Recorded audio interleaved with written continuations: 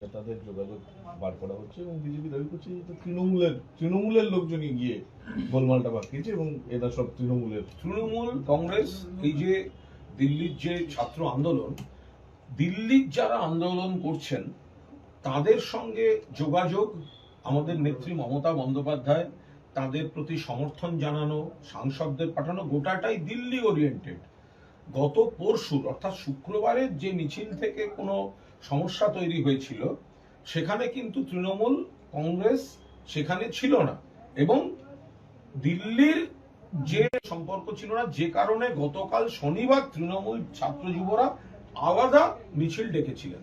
এখন যদি শুক্রবারের ঘটনা থেকে আপনারা যেটা বলছেন বা যেটা চলছে যে অমুকের সঙ্গে দেখা গেছে, অমুক ব্যক্তিকে দেখা গেছে, তো ওটা তো ভালো তৃণমূলের ভালো ছেলেরা, ওর সঙ্গে আমাদের মতো খারাপ তৃণমূলের তো সম্পর্ক নেই। আগে একটা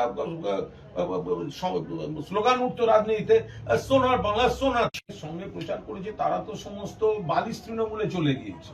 তো যারা বালিশ তৃণমূলে গেছে, তো ভোটের আগে তো মমতা বন্দ্যোপাধ্যায়ের ছবি লাগিয়েই তারা প্রচার করেছে, জিতেছেন তো মমতা বন্দ্যোপাধ্যায়ের ছবি ব্যবহার করে, তারপর তারা চলে গেছেন। তো যারা চলে গেছেন, তারা যারা ভালো তৃণমূলের ভালো ছেলে হয়ে গেছেন, তা তাদের দায়টা আমাদের ঘাড়ে চাপাচ্ছেন কেন? আমরা তো খারাপ। আমি আবার বলছি, শুক্রবারের মিছিল, সেখানে মমতা বন্দ্যোপাধ্যায় নেতৃত্বাধীন যে তৃণমূল কংগ্রেস তারা জড়িত ছিল না। তারা গতকাল শনিবার আলাদা ছাত্র যুবর মিছিল তৃণমূলে চলে গিয়েছেন, তাদের দায়টা আমাদের দিচ্ছেন কেন? তো বালিশ তৃণমূল পন্থী তারা, যারা চাটন তৃণমূল পন্থী, তাদের দায়টা তাদের নিন, তাদের দায়টা আমাদের ঘাড়ে চাপাবেন না। এই যে আন্দোলনের ইস্যু, আপনারাও সমর্থন জানিয়েছিলেন যে এই ইস্যুটাকে, যে একটা নিটের কেলেঙ্কারি, এবং সারা দেশে অনেকে সমর্থন জানিয়েছেন। এরকম একটা মিছিল, শুক্রবারের যে মিছিল, তাতে দেখা গেল এই আফরোজকে হাতে বন্দুক নিয়ে রিলস বানাতে বানাতে তিনি যাচ্ছেন। বন্দুক আসল না নকল তা এখনো জানা যায়নি। জন্য আমরা কোনো বিশৃঙ্খলা সৃষ্টিকারী কাজ করতে চাইনি। যারা মিছিল ডেকেছিলেন সেখানে গিয়ে কি করে এই বাহিনী ভিড়ল, এখন ভালো তৃণমূলে যারা গেছেন তারা ক্ষতিকর কাজ, এই কাজ হতেই পারে না। মানে কেন, মানে কেন হবে এটা? কোন দলের পতাকা, জাতীয় পতাকা, কোন নেতার ছবি, এটা কেন? আবার নিরপেক্ষ উইটনেস, মমতা বন্দ্যোপাধ্যায়ের বাড়ি সিআইডি তল্লাশি করছে এবং সে হচ্ছে নিরপেক্ষ উইটনেস। 12টা বাজছে, এইগুলোকে আমাদের দল ব্যবহার করছে। এবার আমি তো জানি না মুখ্যমন্ত্রী জানেন কিনা যে এই ছেলেটি সেই ছেলেটি যে নাকি এত নিরপেক্ষ যে মুখ্যমন্ত্রীর পুলিশ সিআইডি তাকে নিরপেক্ষ সাক্ষী করে, এ নাকি এত নিরপেক্ষ। আর মুখ্যমন্ত্রী এটাও জানেন কিনা আমি জানি না, এই ছেলেটি আমাকে মেরেছিল। তো এখন সুতরাং এবার কে কার সঙ্গে ছবি দেখা গেছে এই নিয়ে যদি বিচার হয়, তাহলে এই বিচার কে হবে? আমাকে যতগুলো এতক্ষণ প্রশ্ন করেছেন আমি তার উত্তর দিয়েছি, তার উত্তর আমি একটা ছবি দেখালাম। সেটা হচ্ছে যে সিআইডির নিরপেক্ষ সাক্ষী, যাকে মমতা বন্দ্যোপাধ্যায়ের বাড়িতে তল্লাশির সময় নিয়ে যাওয়া হয়, নিরপেক্ষ, যে মমতা বন্দ্যোপাধ্যায়ের বাড়ির সামনে দাঁড়িয়ে আমায় ডিম মারে, ডিম মারার ফলে আমার চুলটা একটু ভালো হয়েছে, ঢেউ খেলছে, এফেক্ট এসছে, বাট কিন্তু তাকে দেখা যাচ্ছে শুভেন্দু অধিকারীর সঙ্গে। তার এবার কি বলবেন আপনারা? যদি বলেন যে অমুক ছবিতে দেখা গেছে সে তৃণমূল কর্মী, তাহলে এর থেকে দুটো জিনিস বেরোয়, একটা ছবি থেকে দুটো। এক হচ্ছে ডিম মারাদের প্রমোট করছে গভর্নমেন্ট, ডিম মারাদের প্রমোট করছে সরকার। দুই, নিরপেক্ষ সাক্ষী বলে যাদেরকে শুভেন্দুবাবুর পুলিশ নিয়ে যাচ্ছে তারা সমস্ত বিজেপি ক্যাডার। এবার আপনারা বাকি উত্তরগুলো মিলিয়ে নিন। বলছি, এই যাকে যিনি এত ঝামেলা এই প্রশ্নপত্র নিয়ে, সংসদে এই প্রশ্নপত্র পাস করতে বিল আসছে, কেন্দ্রীয় সরকার নিয়ে আসছে। দেখুন, প্রশ্নপত্র ফাঁস রুখতে যদি বিল আসে এটা তো অত্যন্ত ভালো কথা, কিন্তু প্রশ্নপত্র ফাঁস রুখতে বিল আনতে হবে কেন? এটা তো একটা সিস্টেমের ব্যাপার। বিল কখন আসে? একটা আইন থাকে, তার সংশোধনী বা নতুন একটা কিছু আনছে, বিল কি বলবে? প্রশ্নপত্র ফাঁস করবেন না, করলে এই শাস্তি, সেগুলো তো এখনো আছে। প্রশ্নপত্র ফাঁস করুন এমন কি কোনোদিন ছিল দেশে? তাহলে প্রশ্নপত্র ফাঁস রুখতে বিল আসছে। আরে যারা করছে, যে চক্রগুলো বিভিন্ন জায়গায় এই ধরনের কাণ্ড কারখানা করছে, তাদের কড়া শাস্তি এবং ব্যাপারটাকে সিল করার জন্য এটা একটা ব্যবস্থা রাখা দরকার। তার জন্য বিল এনে কত কি হবে? বিল আসছে ভালো কথা, এই বিলের কেউ বিরোধিতা করতে যাবে না, বাট বিল আনতে হচ্ছে কেন? আরেকটা বিষয়, এই যে যারা সেদিন মারধর করেছিল তাদের এতটাই সাহস, সাংবাদিকদের মারধর করার ছবি তারা আবার নিজেরাই সোশ্যাল মিডিয়াতে পোস্ট করে হিরো সাজছে। আমি তো মানে বলছি, সাংবাদিকদের যারা মারধর করেছে তাদের দৃষ্টান্তমূলক শাস্তি হওয়া উচিত। সাংবাদিকদের গায়ে হাত তোলা কুৎসিত অপরাধ।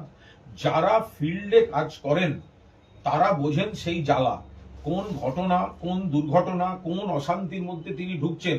কভারেজের সময় ক্যামেরাম্যান তো আর কিছু দেখতেই পায় না, আর যিনি বলছেন রিপোর্টার তার নজরটাও মূলত যখন তিনি বলেন তখন ক্যামেরার লেন্সে থাকে, অর্থাৎ চারপাশের একটা ভিড় এগিয়ে আসছে, পিছিয়ে আসছে, কে আসছে, কি করছে, এটা সাংবাদিকদের বা ক্যামেরাম্যানদের দেখা সম্ভব হয় না। ফলে সেই সুযোগে যারা বাঁদরামি করে তাদের দৃষ্টান্তমূলক শাস্তি হওয়া উচিত। পাশাপাশি আমি শুধু বলবো যে সংবাদ মাধ্যমও যেন এই যে অসভ্যতা, এই যে ডিম মারার কালচারটা শুরু হলো, তো আপনারা প্রমোট করতে গেলেন, আপনারা বড় বড় করে সমস্ত ব্রেকিং দিলেন। এবার জনরোষের শিকার কুণাল ঘোষ। আপনি তো বললেন না বিজেপির ওয়ান পিস, আর একজন ছবি তুলছিল, ওয়ান পিস বিজেপির যে অসভ্যতা করলো আপনারা বললেন না, আপনারা নিন্দা করলেন না, আপনারা বিভিন্ন অ্যাঙ্গেল থেকে দেখালেন যাতে তৃণমূলকে বা কনসার্ন ব্যক্তিকে হিউমিলিয়েট করা যায়। জনরোষ, জনরোষ, জনরোষ। এখন সেই অসভ্যতাটা যখন আপনাদের সঙ্গে কিছু দুষ্কৃতি করছে, এবার আপনাদের যন্ত্রণা তৈরি হচ্ছে। আমরা আপনাদের যন্ত্রণার সঙ্গে একমত, কিন্তু যখন কাউকে পুলিশ ধরছে তিনি অপরাধী না অপরাধী নয় আপনি জানেন না, ডিম মারা হচ্ছে, পুলিশের গায়েও ডিম মারা হয়ে গেল, তাদের ভেঙে ফেলেছিলেন। সেইটা আজকে সেই বাঁদর, সেই অসভ্যগুলো, এই কালচারটা যাদের ভালো, এটা নিয়ে কোনো মানে কথাই হবে না। তারা বিজেপিতে গেছেন, সেই নামগুলো আপনিও জানেন। তো সেই দুর্নীতির কি হবে? দুর্নীতি মানে শুধু বিজেপি, আর বিজেপির বিটিং পর বাড়ি বেআইনি। তাই যদি হবে তাহলে তারাতলায় বাড়ি ভাঙার পর তাহলে ফিরহাদ হাকিমের সইটা শুভেন্দুবাবু দেখালেন কেন বিধানসভায়? আমরা তো কেউ জানতাম না ওখানে কার সই আছে। আপনি তুলে দেখিয়ে বললেন দেখুন কার সই, প্রাক্তন মেয়রের সই, কাউকে ছাড়বো না। আজও তা আপনি যদি সইটা অন্যায় হবে তাহলে আপনি অ্যারেস্ট করুন, আর যদি সইটার মধ্যে কোনো অন্যায় নেই তাহলে আপনি দেখালেন কেন? ফলে শুভেন্দুবাবুর হুমকি হচ্ছে মিসড কল। শুভেন্দুবাবুর হুমকি হচ্ছে মিসড কল।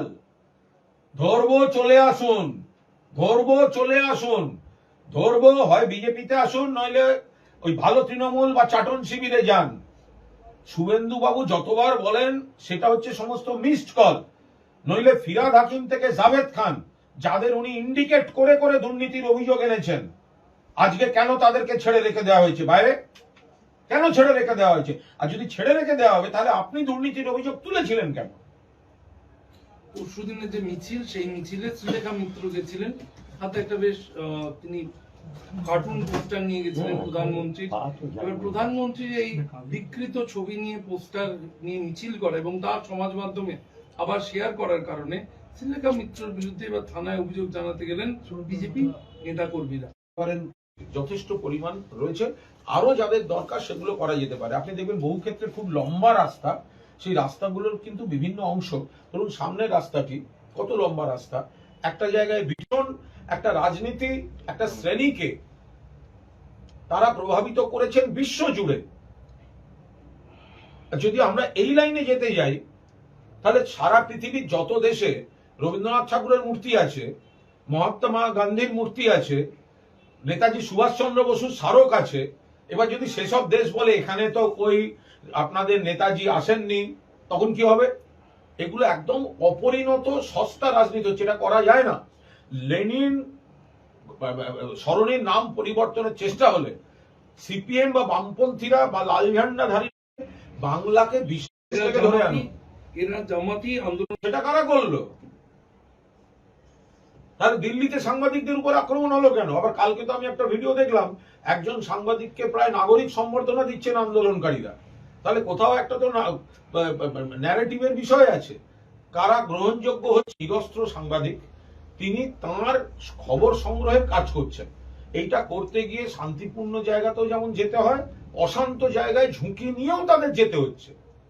এখানে আমাদের এই এই এই এলাকা এই খারাপ জিনিসটাকে খারাপ বলে থামানো হোক।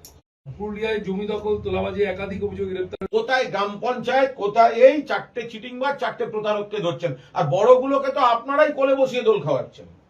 বলছি শ্রমিক ভট্টাচার্য বলছেন যে প্রকাশ্য রাস্তায় এই কাশ্মীর আজাদি এইসব নিয়ে যারা স্লোগান তোলে তারা যেন বাড়ি ফিরতে না পারে, তারা এসএসকেএম।